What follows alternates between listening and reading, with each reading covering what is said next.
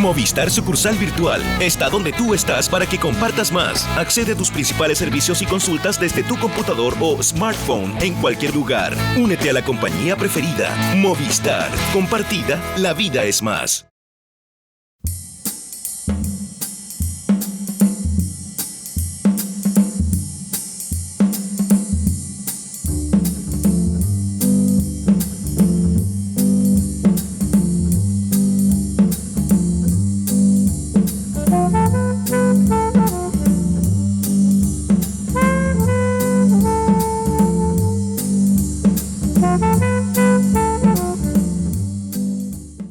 Don Oscar Landerreche, muchas gracias por aceptar esta invitación a conversar con el Post. Muchas gracias a ti. Alguna vez leí un blog que tenías que después descontinuaste, cuya definición más básica respecto a tu persona era economista y socialista. Sin embargo, el atributo más interesante, a mi modesto modo de entender, que es furibundo hincha de la U, no estaba lo suficientemente consignado. Que esa es una cosa que se expresa en la calle, no en los blogs, como sabes bien. ¿Ah? No voy a andar revelando mi identidad de guapo de barrio a cualquier persona. Está muy bien. Oye, Oscar, de todas las cosas que te he leído y te he escuchado, quisiera que partiéramos con una cuestión más general y que probablemente tiene que ver con algo de lo que nos está pasando por estos días. Y es la crítica hacia lo que como sociedad hemos construido desde la perspectiva de la completa ausencia de la meritocracia. De que quizás lo que observamos en las movilizaciones, pero no solo ahí, es rabia, es frustración de gente que en alguna parte de su vida se dio cuenta que ni el esfuerzo, ni el talento, ni el mérito eran necesariamente el camino al éxito, y que más bien esto estaba lleno de atajos, de privilegios, y que cualquiera fuera el destino o el devenir de sus acciones, probablemente las cosas no cambiarían mucho. Yo creo que efectivamente lo que estamos observando es una expresión de eso. También pienso que hay una razón bien profunda detrás de esto que tiene que ver con las opciones que hemos tomado como país en términos del camino al desarrollo. Esto es lo que a alguna gente le molesta que uno use esta palabra, del modelo, ¿no es cierto? Sí. ¿No es cierto? Entonces a mí como que también me molesta cuando uno usa ese cliché, ¿no es cierto? La modelo, que venga la modelo, hablemos de la modelo, ya. Entonces el modelo, el problema cuando yo me refiero a modelo tiene que ver con una apuesta por que el motor de crecimiento de nuestra economía sean fundamentalmente las exportaciones de recursos naturales. Ahora, esto que suena una cosa así súper como árida, en realidad tiene una consecuencia sobre lo que tú estás diciendo, por el siguiente motivo. Porque cuando el mayor valor de lo que tú estás haciendo sale de la propiedad de la tierra y de la propiedad del capital que se necesita para explotar esos recursos naturales, obviamente el valor del talento humano es menos importante.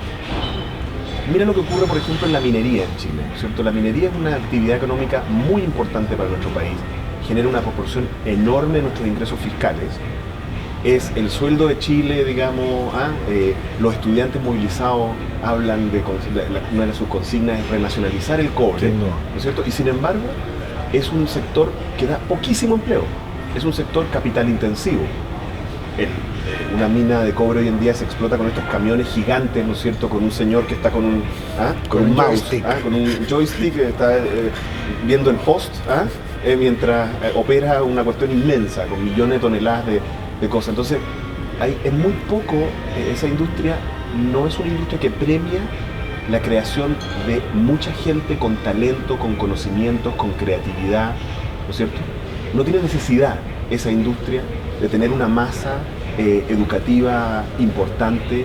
Esa industria no tiene la necesidad de que haya mucha gente leyendo, pensando, sabiendo cosas sobre ciencia aplicada, y por lo tanto ese modelo productivo se expresa en opciones como país, ¿no es cierto?, que hacen que las personas sean menos valiosas dentro de lo que estamos haciendo.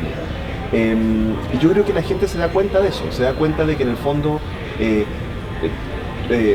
tú puedes educar, puedes sacar unos magíster, unos MBA, volverte todo lo que tú quieras, pero al final hay un techo. Si tú no eres dueño de recursos naturales o de capital para hacer esas inversiones de explotación de recursos naturales, hay una cierta parte de la élite que tú no vas a penetrar. De acuerdo.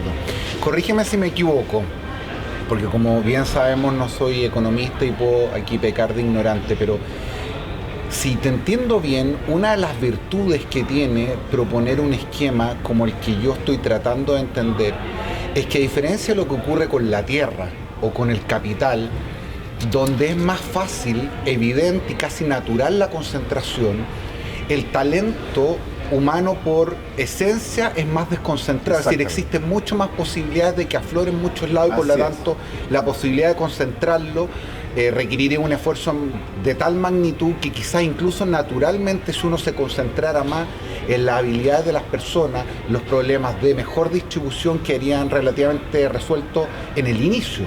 Claro, así es. Mira, una de las cosas, uno de los hechos estilizados del paso de países de nivel de desarrollo medio a nivel de desarrollo alto, que ignoramos, no lo decimos lo suficiente, y que para mí es muy importante, es que los países que han pasado de ser países como Chile a países desarrollados, países como Corea, ¿no es cierto?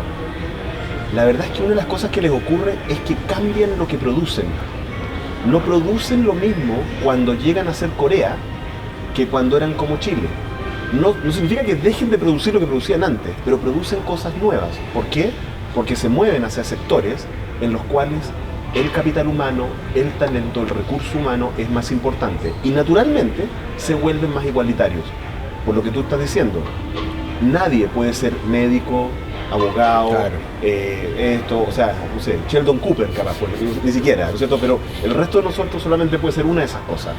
Pero alguien sí puede ser, y el típico ejemplo que yo doy a mis estudiantes, ¿no es cierto? Alguien puede ser dueño, por ejemplo, de una línea aérea, de un banco, de un equipo de fútbol de quinta categoría, de una, ¿no es cierto? De un parque natural en el sur de Chile. Alguien puede ser dueño de todo eso. O sea, alguien efectivamente puede ser dueño de toda la propiedad. Nadie puede ser dueño de todo el talento humano. Entonces, mover nuestro modelo de desarrollo hacia sectores productivos, donde se valora más el talento, el recurso humano, la creatividad, el trabajo, es algo que nos va a mover naturalmente hacia una sociedad más igualitaria. Y además el camino de desarrollo. Todos los países que se han desarrollado han recorrido ese camino. Ahora, para quienes nos escuchan, Oscar, eso desde el punto de vista de la política pública, ¿qué significa, entre ejemplos? Es decir, tú fuiste uno de los cerebros económicos de la última campaña que representó Frei en la concertación. Es altamente probable que si él hubiera triunfado, tú hubieras tenido un rol protagónico en ese gobierno. ¿Qué significa esto desde la política pública? 3 o 4 cosas que habría que hacer que no se están haciendo. Bueno, una de las cosas centrales es que tiene que tener el tipo de sistema educativo que tenemos que tener es de una escala superior a lo que tenemos hoy en día. O sea, Chile debería aspirar a tener uno de los mejores sistemas educativos del mundo, como los finlandeses, que cuando decían que aspiraban a eso no lo tenían. O sea, uno dice, como Kennedy, ¿no es cierto? Kennedy dice, en 10 años más vamos a llegar a la luna. Bueno, lo que deberíamos decir nosotros es, en 10, en 15 años más vamos a tener el mejor sistema educativo del mundo. Ese es un tema muy central. El sistema educativo tiene que ser equitativo, de calidad, tiene que ser efectivo en términos de introducir a la población chilena a la ciencia, al arte, a la cultura, a la complejidad que necesitamos para ese tipo de modelo de desarrollo. Eso es uno. Segundo, necesitamos una reforma laboral muy importante. Necesitamos una reforma laboral que cambie un código del trabajo que tenemos hoy en día, que está más pensado en la lógica de la Guerra Fría, en la lógica de evitar los conflictos, de acuerdo, a evitar la lucha de clase, por así decirlo, ¿no es cierto?, a una lógica de adaptarse a las necesidades de una economía que tiene que transformarse y hacer apuestas hacia nuevos sectores productivos. Y con eso, y debido a que tiene que hacer eso, es necesario que se produzca más negociación y más variedades de negociación entre empleadores, ¿no es cierto?, y trabajadores, lo que significa además fortalecer el rol del sindicato, un sindicato mucho más moderno que tenemos hoy en día. Es el segundo. El tercero que necesitamos es hacer una apuesta por política industrial moderna. Esto significa política industrial en el siguiente sentido, en el sentido de políticas de fomento a lo nuevo. O sea, lo ideal, para ponerlo muy simple, es de que el sistema tributario, el sistema de incentivos de la Corfo, todos los instrumentos públicos,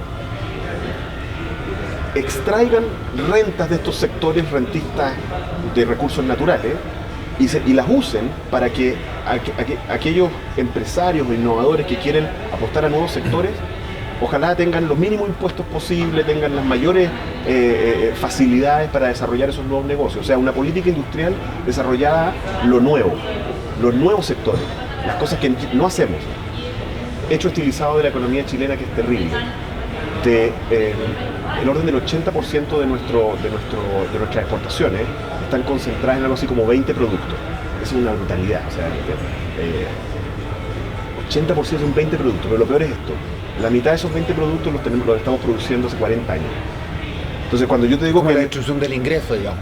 Cuando yo te digo que la característica de países como Irlanda, Corea, países que se desarrollan de niveles medios a niveles altos, es que hacen cosas nuevas y nosotros pasamos a el humanismo cristiano, pasamos la UP, pasamos la revolución neoliberal, el crecimiento con igualdad, esto, lo otro, la cariñocracia, todo lo que queráis. Pasamos y seguimos haciendo lo mismo.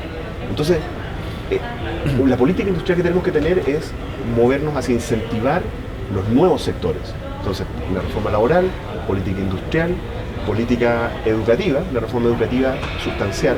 Y la única manera de enfrentar estas tres cosas es con una reforma tributaria bastante significativa, porque vas a usar recursos en todas estas partes, ¿no es cierto? Vas a tener que levantar una cantidad adicional de recursos y movilizar las capacidades del Estado. Y hay un problema ahí, porque vas a tener que además hacerte cargo de la sospecha que tienen algunos sectores, particularmente sectores más conservadores, respecto a la acción del Estado en términos de generar políticas de cambio productivo.